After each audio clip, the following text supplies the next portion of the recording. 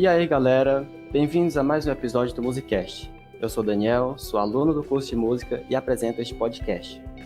O tema deste episódio é cultura popular na universidade, e o nosso convidado de hoje é o professor Fernando Souza.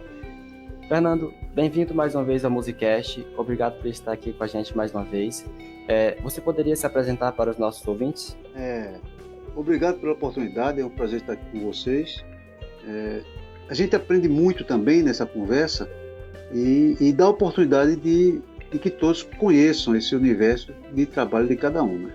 Então é um prazer estar aqui. Eu sou Fernando Souza, professor do curso de música da UFC Sobral, Ceará, e sou professor de algumas disciplinas como percussão, oficina de percussão, bateria, história da música, cultura e antropologia musical, etnomusicologia. Estou aqui para ajudar vocês nesse novo construto, nesse conhecimento. No programa Trocando Ideias de hoje, vamos conversar sobre cultura popular na universidade, vamos dialogar sobre a importância da cultura popular na formação universitária.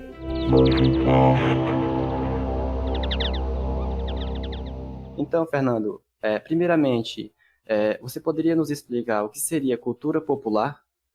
Isso é uma temática muito interessante e muito controversa, né? Porque quando a gente pensa em cultura popular, é porque seria um tipo diferente de cultura. O jogo de palavras muda tudo. Apesar do que a gente cresce, eu mesmo cresci com o conceito de cultura popular, ser a cultura do povo, aquela coisa que a gente vê passando na janela do carnaval, ou na festa junina, é uma quadrilha, é uma coisa do povo, é uma coisa artística e exótica, e a gente vai se embelezar vendo, mas não é do nosso cotidiano. Então o termo cultura popular ele ficou muito associado a uma diferença, existia uma diferença entre um tipo de cultura que a gente escuta nas rádios e que a gente tem como primordial e aquela cultura do povo. Então, o termo popular ele já traz essa característica que começa desde 1500, quando existia aquele binômio do bom selvagem e o mal civilizado, ou o mal selvagem e o bom civilizado. Ficava naquela discussão toda e a gente vê o quê? O povo de um lado, a elite do outro. O selvagem de um lado, o civilizado do outro. A música feita por pessoas que não estudaram música e não têm um conhecimento científico de um lado, e a música feita por aquelas pessoas especialistas e reconhecidas na sociedade por outros. Então, o termo popular ele é controverso por conta disso. Certo, perfeito. Agora, professor, você poderia comentar a importância e a presença da cultura popular na sua formação? Bem, eu entrei em contato com cultura popular desde novo, com meus pais, que me levavam para ver o carnaval, meu pai botava para tocar músicas de forró, essas músicas mais populares, e tocava nas rádios, e também músicas de tradição oral, né? E, basicamente, isso foi uma vivência que estava paralela entre aquelas músicas que a gente escutava na TV, nos rádios, que eram músicas, mas dentro de um sistema de espetáculo, um sistema de comunicação nas mídias. Mas eu vim ter consciência disso quando eu já estava fazendo, quando eu comecei a trabalhar como músico profissional, e entrei na banda da Polícia Militar de Pernambuco. Eu era músico de lá, sargento. E nós tínhamos que tocar algumas apresentações no repertório que eram aberturas de peças sinfônicas e alguns arranjos, né, bem armoriais e bem mais elaborados. Mas a gente tinha contato também com a música do povo. Então nós íamos tocar em alguns eventos, como polícia, como banda da polícia. E lá a gente tinha que dividir o palco com quem tocava coco, quem tocava frevo, com quem tocava outras pratas. Então ali eu já tive o primeiro contato. Depois, quando eu comecei a fazer o mestrado, eu tive mais contato ainda que eu fui entrevistar cantadores de coco, né? E daí eu comecei a perceber que na minha família nós tínhamos esse vínculo também. Foi quando eu tive uma oportunidade de olhar para a minha identidade, né? E aí eu descobri o valor da música popular como um marcador da minha identidade, da identidade do meu povo. E isso me fez ficar mais vidrado, vamos dizer, nessa linguagem popular. E daí eu prossegui os estudos no âmbito da etnomusicologia, que é uma etnografia, né, uma área de estudos que você vai até o local e observa e participa. E como eu já era músico, participava em grupos de frevo, orquestra de frevo, trio elétrico, toquei também muito em maracatus, de barco virado, cocos, grupos de choro. Então eu estava cada dia mais envolvido com a prática popular. E eu fui me afastando da música erudita e fui ficando mais familiarizado com o popular. E aqui na universidade eu comecei a reviver isso de uma forma mais conceitual, porque para a gente explicar a vocês, na sala de aula, a gente tem que pensar uma forma que ela seja acessível, ou seja, eu tenho que fazer com que as pessoas escutem e compreendam. Então a gente tem que pensar o discurso, ou seja, a didática de como passar o conteúdo. Então eu tenho revivido sempre esse contato com a cultura popular, com a música popular. Professor, nas disciplinas que você ministra na UFC, você aborda elementos da cultura popular, certo? Algumas. Você poderia comentar um pouco sobre esses elementos? Bem, essa pergunta é interessante, porque muitas vezes cada um de nós, vocês que estão escutando, estão em contato com a música popular, mas a gente não tem essa perspectiva, né? As danças tradicionais são cultura popular, são músicas que envolvem cultura popular. Os rituais, e até muitas igrejas elas adotam aquela musicalidade, da mesma forma que em algumas igrejas entra também a cultura popular do rock, aquela cultura popular, popular music, né? Música americana, música estrangeira, que ela não está presa àquelas regras e os padrões tão formais de apresentação, de performance. Também entra nas igrejas, e existem algumas que também adotam elementos da cultura popular. Então, em muitos rituais estão presentes no nosso cotidiano sonoro. Os modos de cantar, né? A poesia, as rimas, tudo isso está impregnado desse elemento popular, que faz com que a gente realmente esteja imerso nesses elementos da música popular, da tradição popular, e isso é um ponto positivo para que as disciplinas que eu trabalho com vocês, elas tenham um maior acesso, uma facilidade de acesso, porque eu vou sempre procurar linkar com aquilo que está no dia a dia de cada um. Agora, professor Fernando, próxima pergunta, né? Como exatamente a cultura popular contribui para a formação de um músico? Pronto. A cultura popular, ela está presente na forma de expressar, na musicalidade. Existem alguns estudos da mente, né, que trata que as pessoas veem as verdades da forma que elas estão adaptadas ou preparadas para ver. É como um daltônico. O daltônico, quando olha para uma cor, ele está vendo aquele objeto, está vendo aquela cor, mas ele não vê a cor como a gente vê. Ele vê ela com tonalidade diferente. Por quê? Porque cada pessoa é como se fosse um daltônico. Cada pessoa tem uma forma de ver a realidade. E a gente tenta entrar em consenso. Então, as formas expressivas são herdadas oralmente, elas são diferentes daqueles saberes formais difundidos por aculturação. Então, o que é a aculturação? É quando você traz um novo padrão de ver a cultura e você impõe ele, às vezes de uma forma bem sutil, e as pessoas deixam de gostar desses vínculos. Então nós temos cultura popular indígena muito forte em Sobral. Em todo o Ceará, os termos, as palavras indígenas, o reizado, com elementos mistos de árabes, né? Que vieram com os mouros portugueses, como também os ciganos.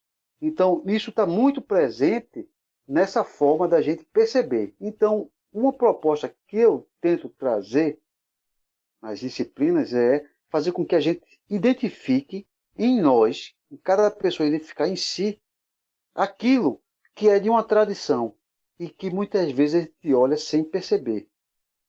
Né? Ou seja, uma identidade cultural que ela está determinando o nosso jeito de ver. Então, por isso que o nordestino ele tem um comportamento de falar, uma forma de cantar e uma forma de se relacionar com a música diferente de quem é o gaúcho. Por quê? A vivência com o local e com essa tradição que ela é herdada, né, de pai para filho, a gente às vezes não percebe que essa herança está acontecendo, ela vai criar esses contextos de perceber a realidade musical. Então, eu trabalho normalmente em sala esses elementos para que as pessoas percebam que a música popular ela está presente na gente, na nossa linguagem, no jeito de tocar, no jeito de expressar, no reflexo de reação a um contexto musical. Então, por isso, as pessoas têm um hábito, né, local. Eu não sei como é no Ceará, porque eu estou pouco tempo no Ceará e principalmente em Sobral. Mas em Pernambuco nós temos o que chamamos de canto das lavadeiras. Aquelas mulheres que vão juntas lavar as roupas, por ofício ou por necessidade da sua família mesmo, lavar roupas no rio. Em muitos lugares isso acabou, né? E elas ficavam naquelas pedras e esfregando e começam a cantar. E ali tem uma característica que ficou marcado por alguns estudiosos, que os cantos da lavadeira ela tinha um jogo de vozes que era diferente, porque elas faziam um harmônico nas vozes, de forma que você percebia que ali podia ter um tom, mas tinham notas que eram dissonantes. E é como se fosse desafinando. E a gente vê muito em Pernambuco, nas novenas religiosas, quando as mulheres cantam, parece que elas estão gritando assim, uma por cima da outra. Ou seja, é como se cada uma quisesse ouvir a sua própria voz dentro daquela unidade da cantoria. Então, cada uma bota a sua voz por sobre a outra e procura. Quando você identifica a voz daquele, você bota um semitom acima, um tom acima, e aí cria uma harmonia própria que a gente vê no Nordeste, principalmente ali em Pernambuco, Paraíba, Alagoas. Eu não sei no Ceará, porque eu não tive ainda essa oportunidade. Como também a gente vê o jeito de cantar quando as pessoas estão vendendo na feira. Olha a banana, olha isso. Então, essa forma de entoar. Ali já tem um caráter musical, porque nós falamos num ritmo musical.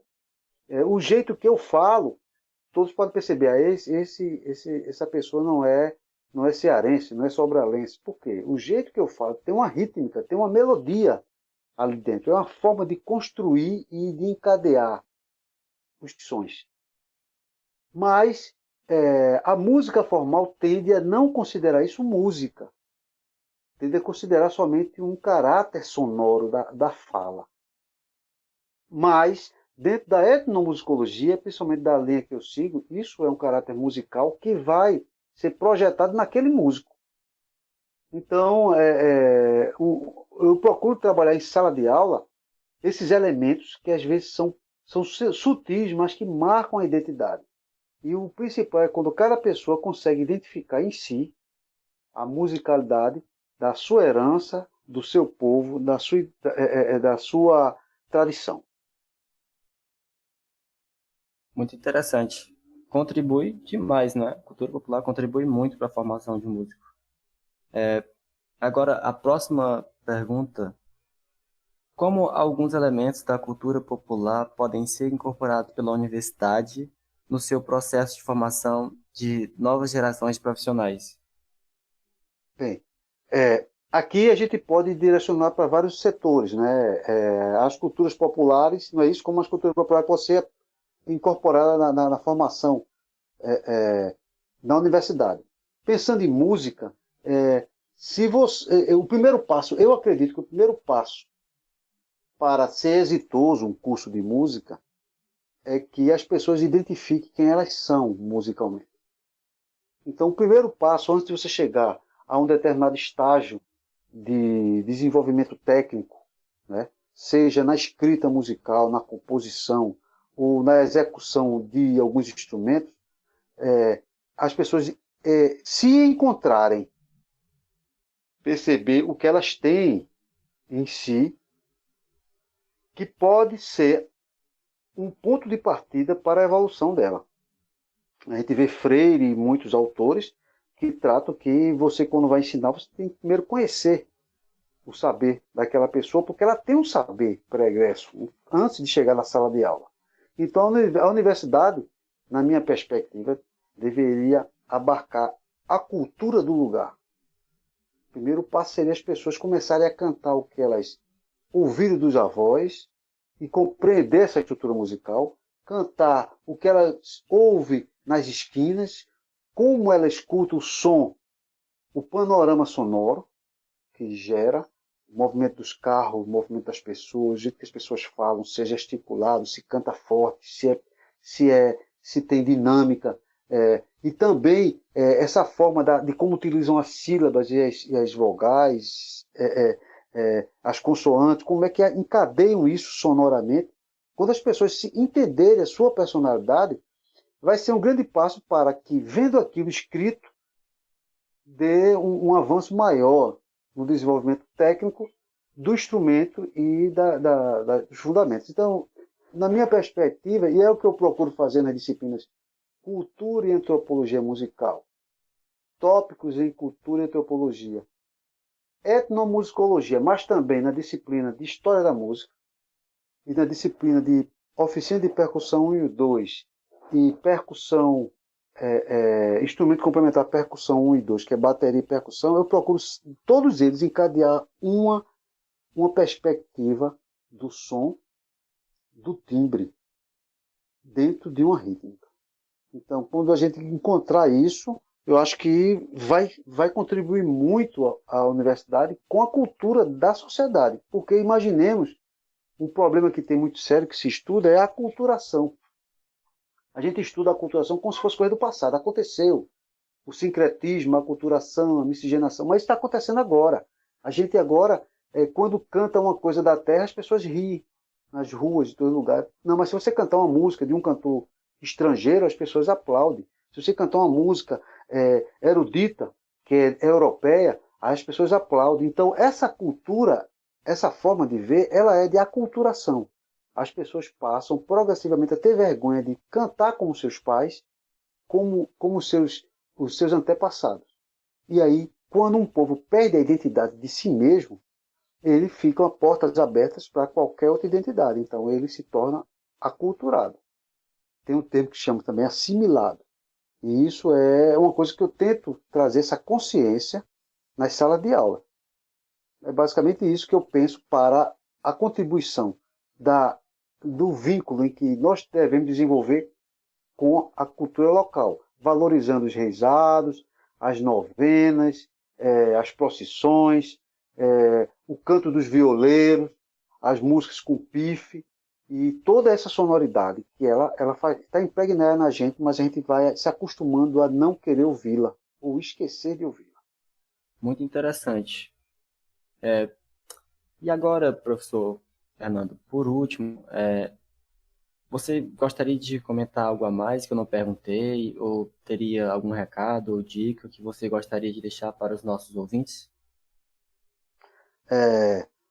O que eu quero dizer para vocês, meus colegas, que todos nós estamos em construção, certo? O aprendizado, ele não se fecha com o final de um semestre, com o final de uma disciplina ou de um curso rápido, certo? Ele é uma construção contínua. E para que a gente tenha a nossa identidade sonora, e vou dar um exemplo, para a gente ter essa identidade sonora, a gente tem que conhecer a si mesmo. Basicamente é essa a mensagem que eu estou reforçando hoje. E eu vou dar um exemplo, quando eu estive no exterior, eu consegui fazer um mestrado e um doutorado lá, a gente aprende aqui no Brasil, a gente quer ser músico, eu era baterista percussionista, queria tocar rock, tocar jazz, e lá fora as pessoas estranham eles lhe acolhem. Mas estranho você querer tocar uma música que não é da sua identidade. O interesse, principalmente nesse tempo agora do século XXI, é que você mostre a sua identidade. Então eles querem um cearense tocando e mostrando a identidade dele, aquilo que é a essência dele. Então, a mensagem que eu quero transmitir para vocês é que procure conhecer vocês, a sonoridade de vocês, a musicalidade de vocês, a rítmica de vocês. Porque assim vocês vão ter um ponto forte diante da vida. Vocês vão mostrar quem vocês são. O primeiro passo de um ser humano é conhecer a si mesmo. É a identidade. Eu agradeço a vocês e a você por essa sua apresentação e condução muito boa e a todos do Musicast. Fernando, eu agradeço em nome de toda a equipe do Musicast, agradeço a sua presença aqui com a gente. Esse tema é muito pertinente, esse tema de cultura popular. E você, ouvinte, pode entrar em contato com a gente, mandando dúvidas, sugestões, comentários para os nossos canais de comunicação. O Instagram é @musicastufc e o e-mail podcastmusica@sobral.ufc.br, que estarão na descrição desse episódio. Agradecemos a Coordenadoria de Assuntos Estudantis de Sobral pelo apoio com as bolsas para o projeto. Este podcast é uma realização do curso de música da Universidade Federal do Ceará, campus de Sobral. Equipe responsável pelo Musicast. Roteiro e apresentação: Carla Viana e Daniel Silva. Edição: Matheus Elildo e Douglas Lopes. Trilha sonora: Caio Viana e Rodrigo Gadelha. Social media: Fran Nascimento. E coordenação geral: Marcelo Matheus.